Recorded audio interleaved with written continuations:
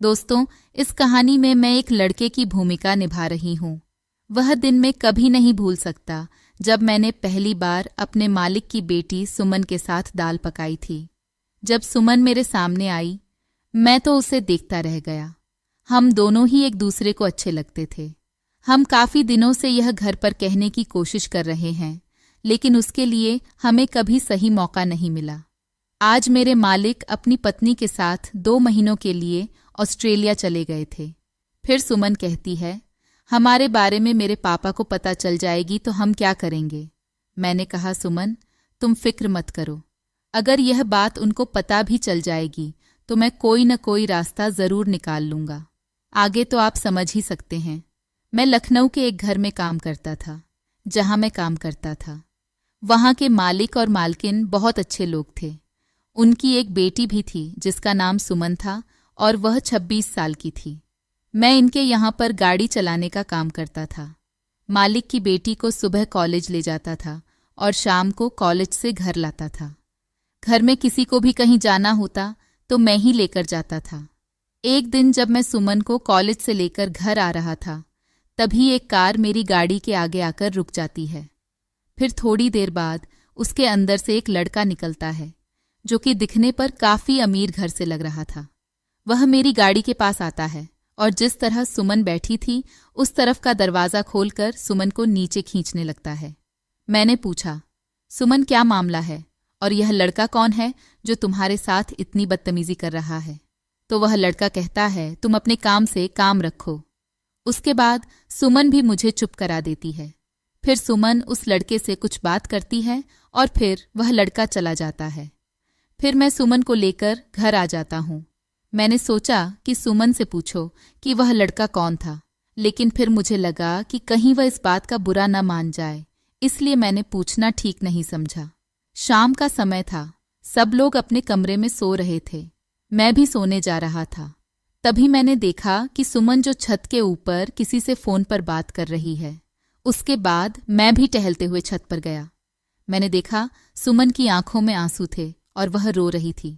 मैंने कहा, सुमन, क्या बात है, तुम रो क्यों रही हो? तो वह बोली, कुछ नहीं, बस एक सहेली से बात कर रही थी। तो उसी की कहानी सुनकर मेरी आंखें भर आईं। मैंने कहा, क्यों, ऐसा क्या हुआ तुम्हारी सहेली के साथ? सुमन बोली, जाने दो, बड़ी लंबी कहानी है। मैंने कहा, तो हमें कौन सी ट्रेन पकड़नी है, सुनाओ। उसके बाद हम दोनों वहीं बैठ गए और सुमन अपनी सहेली के बारे में बताने लगी कि उसकी शादी जिस आदमी से हुई है वह बहुत शराब पीता है और रोज शाम को वह शराब के नशे में उसे खूब मारता पीटता है। धीरे धीरे 1 घंटा बीत जाता है।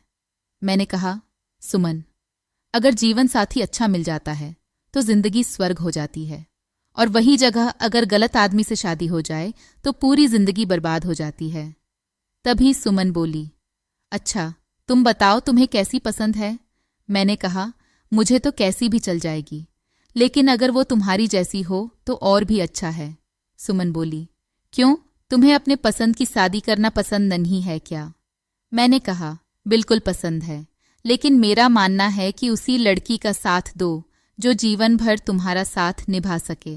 उसके बाद हम नीचे चले गए। सुबह जब मैं उठा तो मालकिन मुझसे बोली, अब अमन, मैं तुम्हारी मालकिन 2 महीने के लिए ऑस्ट्रेलिया जा रहे हैं। घर, कुछ काम है, तुम अच्छे से घर की देखभाल करना। और हाँ, मेरी बेटी भी यहीं पर रुकेगी तो तुम उसका भी ध्यान रखना। इतना सुनने के बाद मैंने उनसे कहा, आप बेफिक्र होकर जाइए, मैं यहाँ पर सब कुछ संभाल लूंगा और आपको किसी भी शिकायत का मौका नहीं दूंगा। आप आराम से ऑस्ट्रेलिया घूम कर लिए, क्योंकि मैं यहाँ सब देख लूंगा।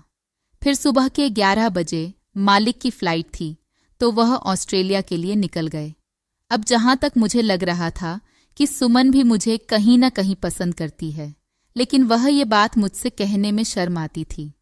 शाम का समय था। मैं किचन में खाना बना रहा था। मालकिन के जाने के बाद मुझे ही खाना बनाना पड़ता था। मैं खाना लेकर सुमन के कमरे में गया। वह सो रही थी। मैंने खाना बगल में रख दिया और सुमन को आवाज लगे तो सुमन उठकर बैठ गई। मैंने कहा, तुम खाना खा लो, फिर सोना। उसके बाद वह खाना खाने लगी और मैं बाहर चला गया। रात के करीब 2 बजे अचानक सुमन चिल्लाने लगी मैं उसकी आवाज़ सुनकर भागकर उसके कमरे में गया। मैंने कहा, सुमन क्या हुआ, तुम चिल्ला क्यों रही थी? तो वह डरते हुए बोली, मैंने डरावना सपना देखा है। फिर मैं तुरंत पानी लेकर आया और उसके बाद मैं सुमन को शांत कराने लगा। मैंने उसे बेड पर बैठाया और कहा, अब तुम आराम से सो जाओ। तो सुमन बोली, मुझे डर लग रहा है। मैंने कहा, ठीक है, तुम सो जाओ, मैं यहीं पर बैठा हूं। धीरे धीरे सुबह हो गई। मैं किचन में गया और चाय बनाकर लाया। फिर हम दोनों साथ में चाय पी रहे थे। सुमन बोली, अमन तुम सारी रात नीचे बैठे थे। मैंने कहा, तुम्हें डर लग रहा था इसीलिए मैं कहीं भी नहीं गया था। तभी सुमन बोली, मेरा पिज्जा खाने का बड़ा मन कर रहा है। मैंने कहा, अगर तुम कहो तो मैं जाकर ले आऊं। तो सुमन बोली, नहीं रहने दो, फिर तुम्हें इतनी दूर जाना पड़ेगा। शाम के 5 बजे मैं सब्जी लेने बाजार गया। तभी मुझे याद आया कि सुमन का मन पिज्जा खाने को हो रहा था। फिर मैंने पिज्जा भी ले लिया। उसके बाद घर आ गया। मैं पिज्जा देने सुमन के कमरे में गया। वह बैठकर टीवी देख रही थी। मैंने कहा, सुमन ये लो पिज्जा। सुमन बोली, तो तुम सच में पिज्जा ले आए? मैंने कहा, वह मैं सब्जियां लेने बाजार गया था। तभी मुझे याद आया कि तुम्हारा पिज्जा खाने का बहुत मन कर रहा था, इसीलिए मैं ले आया। सुमन बोली, अच्छा मैं तुमसे एक बात पूछूं? मैंने कहा, हाँ पूछो। तो सुमन बोली, तुम मुझसे शादी करोगे? यह बात सुनकर मैं शॉक रह गया। दरअसल सुमन ने वह बात मुझसे कह दिया था जो मैं उससे कहने के लिए बहुत दिनों से सोच रहा था, लेकिन कभी मेरी हिम्मत नहीं पड़ी। मैंने कहा, सुमन अगर तुम मेरी जिंदगी में आ जाओगी तो मैं तुम्हें दुनिया की सारी खुशियां दूंगा और तुम्हें अपनी पलकों पर बैठाकर रखूंगा। तभी पीछे से आवाज आती है, हम भी यही चाहते हैं कि तुम मेरी बेटी को सारी उम्र खुद से खुश रखो। जब मैंने पीछे मुड़कर देखा तो मालिक और मालकिन थे। मैंने कहा, अरे मालिक, आप लोग ऑस्ट्रेलिया से कब आए? तो वह बोले, हम कहीं गए ही कहाँ थे जो आएंगे। हम तो बस तुम्हारी परीक्षा ले रहे थे कि तुम मेरी बेटी के लायक ठीक हो या नहीं। मालिक और मालकिन की बातें सुनकर मैं हैरान रह गया। मैंने कहा, मालिक, मैं कुछ समझा नहीं। तभी सुमन बोली, मैं तुम्हें समझाती हूँ।